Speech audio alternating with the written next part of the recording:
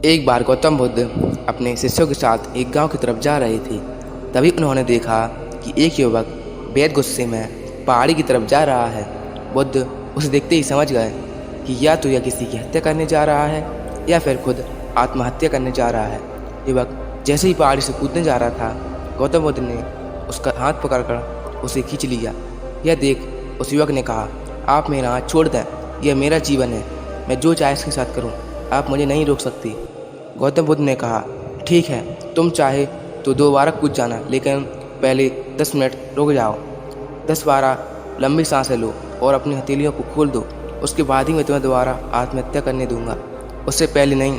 युवक बोला, आप मुझे ये बेकार इतना परेशान कर रहे हैं, मैं पहले से ही इतना परेशान हूँ, लेकिन अगर आप चाहते हैं तो ठीक है, मैं 10 बार लंबी सांसें लेता हूँ, अपने हथेलियाँ खोल देता हूँ, उसके बाद आप मुझे आत्महत्या करने से नहीं रोकेंगे।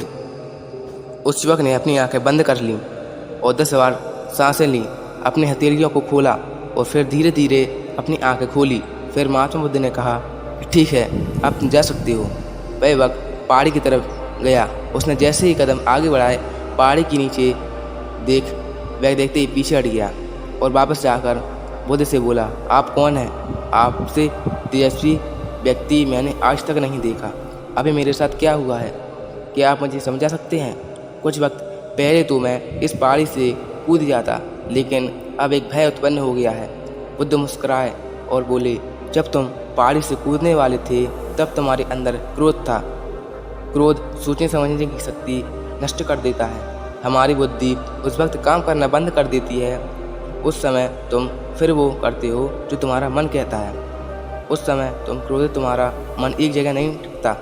उस समय तुम खुद को ख़त्म कर देना चाहते थे, लेकिन जब तुमने अपनी आंखें बंद करके लंबी सांसें लीं और अपनी हथेलियों को खोला, तब तुम्हारा दिमाग और मन दोनों शांत हो गया और तुम्हारी नकारात्मक ऊर्जा सकारात्मक ऊर्जा में बदल गई, जिसके कारण तुम्हारी बुद्धि को नियंत्रण प्राप्त हुआ और तुम सही निर्णय लेने में सक्षम हो सके। युवक बोला, आप कौन हैं? बुद्ध ने कहा, यह जगत के लोग मुझे बुद्ध कहते हैं। युवक बुद्ध के चरणों में गिर गया और बोला कि आप मुझे अपनी शरण में शामिल कर लें। मैं तो अपने पिता को सबक सिखाना चाहता था, इसलिए आत्महत्या करने जा रहा था। बुद्ध ने कहा कि आत्महत्या करके कोई इस शरीर के साथ कुछ भी नहीं कर सकता। जब तक हमारे पास यह शरीर है, हम कुछ भी नहीं कर सकते, लेकिन यदि यह शरीर नहीं होगा तो हम कुछ भी नहीं कर सकते। युवक कहता है, आप सही कहते हैं बुद्ध, लेकिन आप नहीं जानते, मेरे पिता ने मुझे बहुत अपमानित किया है।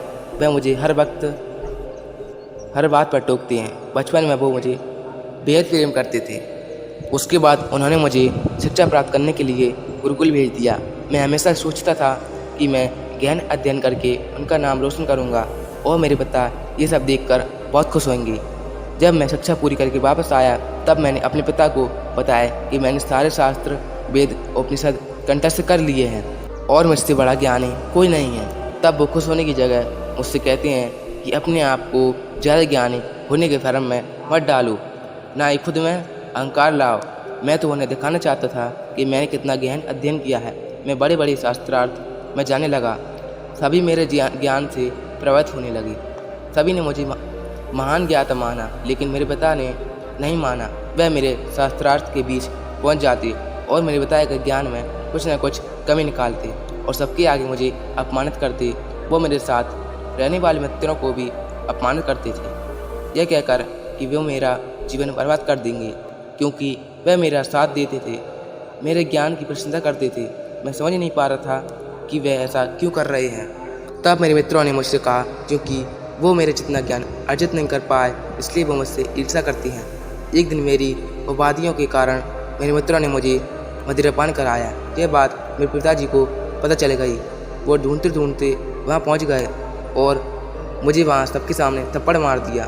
मुझे बहुत अपमानित महसूस हुआ।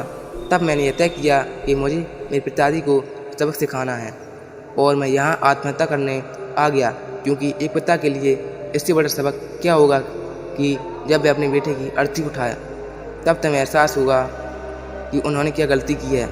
बुद्ध मुस्कुराए और बोले, मुझे एक बात बताओ, जो ज्ञान तुम्हें आत्महत्या करने के लिए प्रेरित करे, तो वह ज्ञान किस काम का?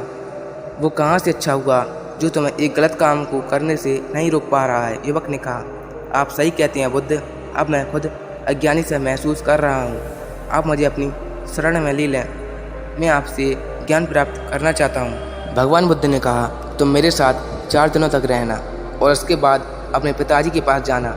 अपने पिता के घर तुम मध्यरात्रि के वक्त जाना और बिना किसी हलचल के चुपचाप भीतर जाना, तब तुम्हें जीवन का सबसे पहला ज्ञान मिलेगा। वो युवक 4 दिनों तक बुद्ध के पास रहा और उसके अगले दिन पिता के पास चला गया।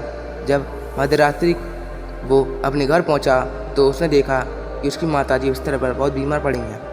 वो युवक के पिता से कहती हैं कि तुम्हारी शक्ति के कारण आज मेरा बेटा मुझसे बहुत दूर है। अगर तुम इतने सख्त नहीं होते तो वह आज घर छोड़कर नहीं जाता। वो युवक अपने पिता की तरफ देखता है। वो देखता है कि जिनकी आंख में आज तक आंसू नहीं देखे थे, आज वो नम आंखों के साथ बैठे हैं। उसके पिता कहते हैं कि मैं उसे दुख नहीं देना चाहता था, बस उसके अंदर अहंकार ना आए और उसे दूर करना चाहता था।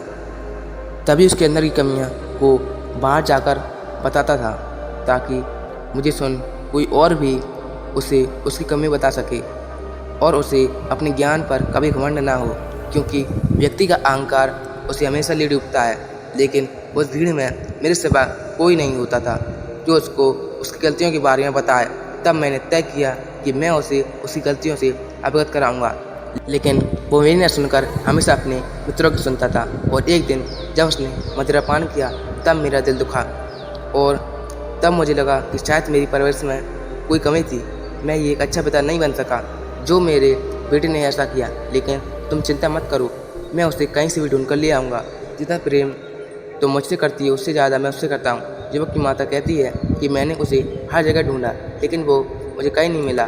मेरा मन कहता है कि यहाँ से कुछ दूर एक गांव है जहाँ गौतम बुद्ध रुके हैं, वह जरूर वहीं होगा, तुम उसे वहाँ जाकर देखो। ये सारी बातें युवक वहीं खड़ा होकर सुन रहा था। उसकी आंखों से आंसू बह रहे थे। वो चुपचाप वहाँ से चला गया और गौतम बुद्ध के पास पहुँचा और बुद्ध से बोला, हे बुद्ध, अगर आपने मुझे उस दिन आत्महत्या करने से नहीं रोका होता तो मुझसे कितना बड़ा पाप हो जाता। बुद्ध ने युवक से कहा, इस जीवन की सबसे बड़ी गलती आत्महत्या करना है। ये जीवन तुमने खुद नहीं लिया है, उसे तुम्हें दिया गया है, तो तुम्हें कोई हक नहीं है कि उसे खुद से नष्ट करो। कल सुबह तुम्हारे पिता यहाँ वापस आएंगे, कल सुबह तुम उनके साथ जाकर उनके ऋण को उतारना। युवक ने कहा, हे महात्मा बुद्ध, मुझे मेरा सारा ज्ञान व्यर्थ ही लगता है। आप सत्यता को उजागर करते हैं, मैं आपके साथ रहकर आपसे ज्ञान प्राप्त करना चाहता हूँ, मुझे अपने संग में शामिल करना है। बुद्ध ने कहा, कल सुबह जब तुम्हारे पिता वापस आएंगे तब तुम उनसे बातचीत करना और उनसे आज्ञा लेना, और तब तुम्हें लगे कि हाँ तुम्हें ज्ञान की प्राप्ति की ज़रूरत है तो संग के दरवाजे सभी के लिए खुले रहते हैं। दोस्तों, इसी तरह हम भी छोटी छोटी बातों को लेकर इतने क्रोधित हो जाते हैं कि हम कोई ना कोई गलत कदम उठा लेते हैं, लेकिन हमें ऐसा नहीं करना चाहिए। हमें छोटी छोटी बात पर क्रोधित नहीं होना चाहिए, बल्कि हमें अपने मन को शांत रखना चाहिए। अगर आप अपने मन को शांत रखेंगे तो आप हर परिस्थिति में हर मुश्किल का हल आसानी से निकाल सकते हैं। लेकिन इसके लिए हमें खुद को समय देना पड़ेगा ताकि हम एकांत में बैठकर ध्यान कर सकें और अपने मन को शांत रख सकें।